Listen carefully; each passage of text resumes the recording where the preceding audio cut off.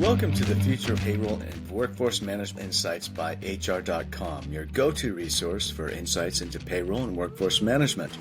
From navigating compliance and technology trends to exploring the latest in global payroll solutions, we're here to keep you ahead of the curve. Join us as we dive into the forces reshaping payroll and share practical strategies to optimize your workforce management. Let's get started.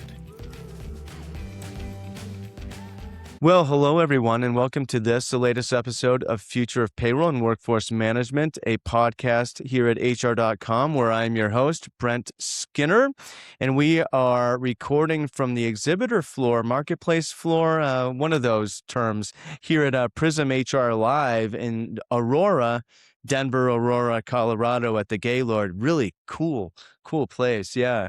And I'd like to welcome my guest today, Heather Gould. You are with One Digital Resourcing Edge. That's correct.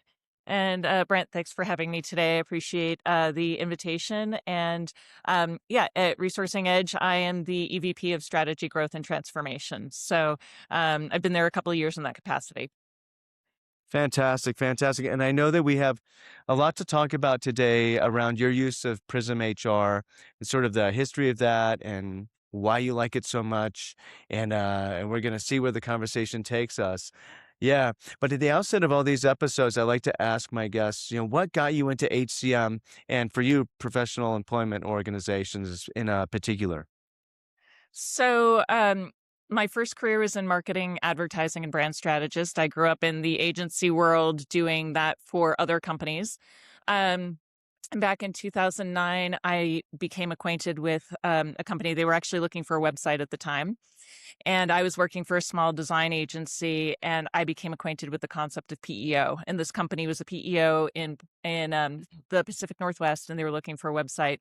And as I listened to the COO at the time of that company talk about their business, this was 0809, so recession years, and I'd been with a number of small agencies that had to shutter their doors during the recession. And this gentleman started explaining to me what they saw regularly in small companies that succeeded or failed. And I thought, this company that I'm at right now doesn't have a future. So it took us a couple of years, but ultimately I was hired by that company. The company was BBSI. They were known as Barrett Business at the time, but BBSI. And I was there for 8 years, ultimately ending my time there as Chief Strategy Officer.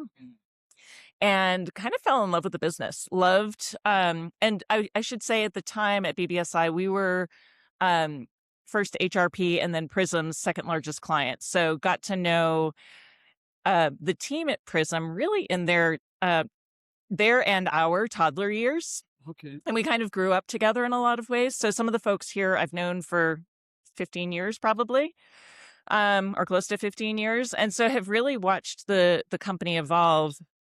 After I left BBSI, I loved the industry, and I started doing consulting work, both with private equity firms that were looking at PEOs, private equity firms that were looking at HCM platforms. I started working with a few different PEOs who were looking to differentiate through their technology. And ultimately, through that process, I met Ted Crawford in March of 22. And Ted had just sold ResourcingEdge to One Digital, and he had just become part of the One Digital family. Ultimately, I joined ResourcingEdge in August of 24. Yeah, so that's kind of the history. That's great history. And by the way, the event, a lot of people that I didn't realize that I kind of knew. I actually have met 4 people from Venture and PrismHR that are in New Hampshire, which is where I'm from. Yeah, I couldn't believe it. Blew my mind. They are I've never met anybody from New Hampshire in any of my 20 years of going to HCM conferences. So this is pretty crazy. So tell me a little bit about sort of the evolution of your understanding of the PrismHR platform, how it's worked out for you. I know that that PrismHR itself has gone through some evolutions and some homes and been rehomed and a few things. So maybe you could take us through that a little bit. Sure. So I think the industry has evolved. The PEO industry has evolved. When you think about the needs of the market, there is small business isn't a monolith. And so there are different buyer needs for different types of technology, different types of platform. Um, so really, I watched Prism go from HRP, which was a on-prem um, startup piece of technology, to what I saw in yesterday's introduction, which is Pi, where they're looking end to end at the use of AI and how they integrate their product. And I think what was interesting about that is, if I think about the past several years with Prism, where I would be in some of their executive forums and hear their customers and their executive leaders of their customers saying, look, we need you you've got a bunch of systems that have been bolted together. We need a streamlined end-to-end system. We need an end-to-end platform. And I think Prism has done a very good job of adjusting to the market needs over time. And, you know, the difference between what I saw at last year's um, event and this year's event in terms of recognition of the importance of AI, recognition of the different buying needs of different parts of small business. I think they've done a really lovely job of continuing to evolve the company. Yeah, yeah. A couple of things interesting there. So, it's not every day you see a solution go from successfully from on-prem to SaaS to incorporating all this AI. And AI is new for everybody, and it remains to be seen, but it really sounds like they have their ducks in a row when it comes to that. Um, the other thing here, though, is which is interesting to me. Maybe you can talk about it a little bit, right? In the industry, I follow HCM in general, not just PEOs. I follow PEOs too, and EORs and all that kind of stuff. Employees of record, for those of you who don't know, and PEO, professional, is an employer organization or employment. Okay, I always say employment by accident. Same thing, pretty much.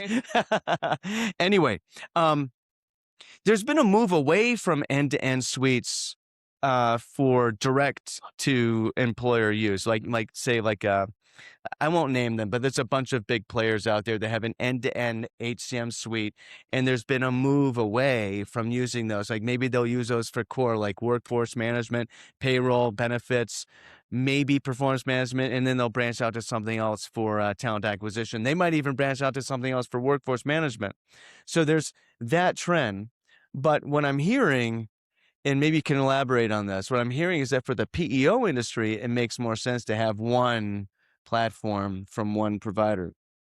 So I think what you're talking about, when I think about sort of that desire for specialized point solutions, for lack of a better word, I see that a lot in the enterprise space. So you see it with large employers, you see it with large platforms, and we don't need to name names. But again, if I think about the needs of a small business owner, and in our industry, the sweet spot is, call it 35 to 50 employees. That small business owner didn't get into business because they want to think of the complexity of being an employer. They didn't get into business because they thought, I want to manage a suite or a portfolio of different technology platforms or solutions, right? They might look for best in class and put together a couple of things. But I think there's an interesting dynamic where you have a buyer, for example, who's looking just for a straight payroll solution. You absolutely have that buyer that needs low cost of entry, accessibility. Their sister-in-law is still running the payroll, and they just need a platform, right? And then you look at sort of the next layer of that, which is where HCM comes in, and you need workforce management, you need applicant tracking, you need a little bit more complexity because the business is probably more complex. And ease of use. You want great user experience. You want something that allows your team as the employer to do all of the things they need to do related to employment in one spot. And then I go up to the next platform layer and look at really where PEO lives. And that's a scenario where you've got the employer who, again, they didn't get into business to be an employer. That's the healthy side effect, right? But they get into business to support an idea or to support a mission or to support a product. And so the more that PEO can do through a blend of technology and human delivery and insight and data, right? All of those things. Now you're actually arming the employer to do something interesting and to allow them to focus on their core business. So I think it really depends on, there's a different buyer profile for each of those. And there's absolutely a solution for each of those, but it really depends on where that employer's priority sits and the sophistication of their team as well. You hit on a lot of points that we hear a lot on the podcast, honestly. Um, Accidental HR people, Yep. accidental payroll people. Nobody went into business really wanting to run payroll. Yeah.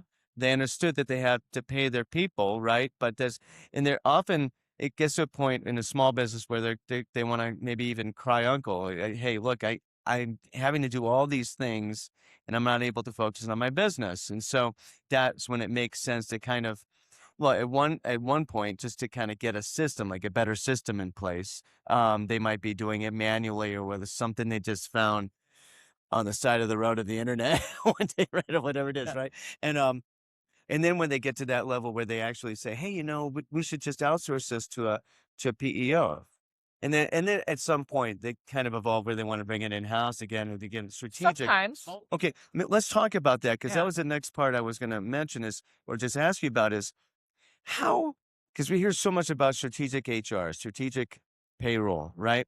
How much can, in your experience working with Prism HR in the PEO capacity, Yep. how can that be an impact on sort of being strategic with HR? Not just taking away all the administrative work so they can focus on the rest of their business, but focusing on the higher level sort of HR stuff too. Sure. Well, the less time you spend on administrative tasks, the more, if you've got the right team in place, the more you're going to have capacity to focus on strategic initiatives, right? So you think about, in a growing and scaling business, what your structure looks like, what your HR team looks like. In a good PEO, you're going to have partners on the human side of your team, right? So you've got a great technology platform in place that's kind of taking care of the fundamentals. And then in a solid PEO, you're going to have that HR partner Mm, who can actually buddy up with you as you make those more strategic HR decisions, who's there as a guide and who's riding shotgun with you, so to speak, right? So I think it's multifold. One is with a good platform that's got ease of use, comprehensive technology solution, and you partner that with a really effective, competent team on the PEO side. Now you're providing that employer sort of the perfect scenario because technology does what it's supposed to do, and you've got somebody who can actually provide some uh guidance, I guess would be a good way to say it. yeah, yeah. How many scenarios do you find yourself in that are kind of like that? It's what we do every day. Okay. Yeah, and I mean, I think that's kind of the magic of PEO, right? So you want a really good, solid technology underpinning. But then for us, we look at it and say the caliber of people we hire is everything. And I think that's true of most PEOs. The caliber of people that are partnered with those small business owners and their teams have to be great at what they do. They have to be, we talk a lot about the idea of service. Service feels very receptive. You're coming to me because you need something. Mm. When we're at our best, we're coming to you to say, have you thought about? Right, Right. So it's collaborative. more collaborative and proactive. Interesting. Let's pivot a little bit here because you mentioned AI earlier, and we can't get through an HR podcast without talking about AI, and that's good. Actually, um, what are you seeing? How is it helping? Is the AI helping with? How is the AI helping with the administrative load? The automation is how is it helping you be more strategic for your clients? We're early days still, right? Just universally. I'm not talking about us specifically, but there's tremendous enthusiasm. And I think if you look at where many companies are today, those who are starting to adopt AI, it really is sort of that concept around operating leverage, or what are the things that we can do that are highly repetitive, highly manual, that we can automate. And I think where we see a huge benefit to AI is not only what can we do with it, but the speed at which we can make those changes, right? So, you know, things that used to take months of development time can be done in days, hours, or weeks at the outside, right? So I think pace of play has dramatically increased. I also see a really interesting sense of curiosity and creativity in people where I think what I love about AI is that as people recognize that technology is more accessible to them, they get more curious about, well, how can I use it? How can I? And so even as I look at folks who maybe have had jobs that you would never think of as being technology minded, they're going, oh, well, I'm using, fill in the name of the tool here. I'm using technology to improve my home life by doing XYZ, or I'm building a repetitive grocery list as an example, right? So I think people are getting more curious and more comfortable and more creative because there's not that barrier to entry. And so then you look at that at the small business or enterprise level and you say, what are all of those, our industry is incredibly administrative, manual, repetitive. And so you look just at a baseline and say, you can have massive impact just by streamlining some of those things. And what it allows companies to do is to continue to grow without necessarily adding more headcount. You mentioned, like a grocery list, right? Yeah. And I thought about awareness. Some of it is awareness. So for instance, for the longest time, I thought I was cutting edge because I put my grocery list on my notepad on my phone, right? I have this cloud base and I have notes going back to 2012, and all this kind of stuff. And I have this recurring grocery list and I just go into it each week and I just write the stuff down and I go to the grocery store. And as I was listening to you, I was thinking, okay, I should be using the AI mode it has. Maybe it'll just generate my grocery list for myself and I'll save some time. So there's awareness there that needs to be. Yeah. Yeah, I think that awareness is huge. But honestly, I don't see anyone who's not aware of AI at this point. And it really is, it's that curiosity to say, maybe I'll just play with it. And, it personally, in some parts of my life, I've been an early adopter of technology. And I was probably I would call myself a mid adopter of AI. And it was probably only 2 or 3 months ago that I really got serious in terms of playing with what I could do using AI and whether it's professionally or personally to say, what are the things that make my life easier? And to be honest, there are things that it's still harder to use AI, right? As you're teaching the model to do certain things, sometimes like any learning situation, it takes time, right? So I think that's the other piece of this is there's this sort of perception of magic and you're still dealing with modeling. You're still dealing with something where you have got to put enough data into a model to actually allow it to learn processes. You've got to, and so I think there's sort of the headline of more people are using it, getting excited. And then there's what does that mean for a persistent tool in the enterprise space? Really fascinating stuff. I know we could talk about this for a long time. Thank you so much, Heather, for being a guest on the podcast. My pleasure. Thanks for having me. Sure. Thanks for tuning in to the Future of Workforce Management and Payroll Insights by HR.com. We hope today's episode brought you valuable insights and fresh perspectives on the future of payroll and workforce management. Be sure to check out more episodes and explore resources at HR.com/podcast or wherever you listen to podcasts. Until next time, keep innovating and making a difference in the world of payroll and workforce management.